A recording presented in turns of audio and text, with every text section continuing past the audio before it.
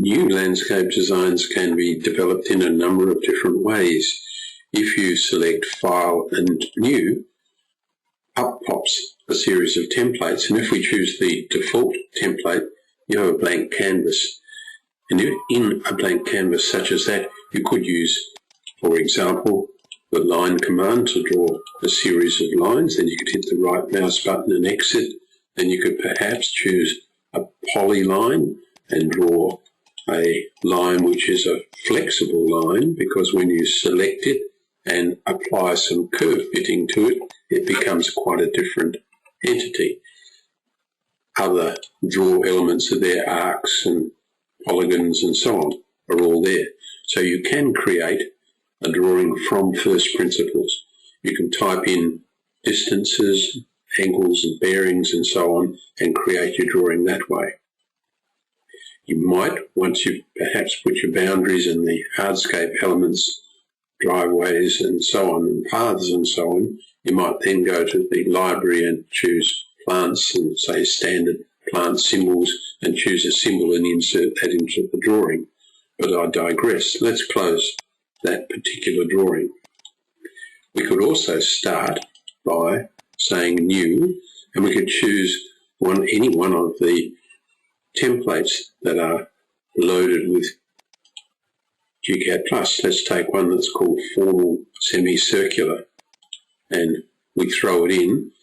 What that template is attempting to do is give you a flying start. So you could remove drawing information there. This is part of the template. And then you could start by copying elements. Say you were interested in this little design which has a couple of screens and a circular path. You could move it from there into there. It now becomes part of your design.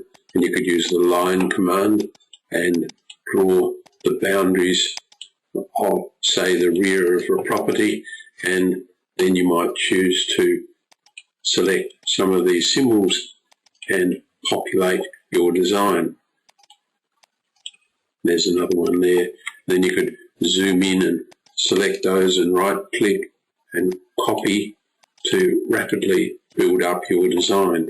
So you're starting with a blank canvas, but the blank canvas to the left of the space has on the right a whole lot of elements that you can drag into position.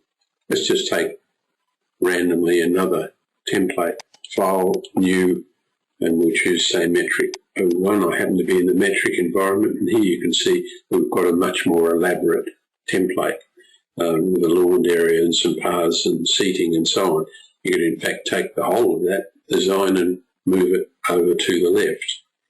So, two different methods of creating landscape plans. A third method is in fact to say File and New, start with the default and say File and Insert, and then browse your way to wherever you have a past store of designs and insert those. I happen to be here talking to a user who has a problem with working with his blocks.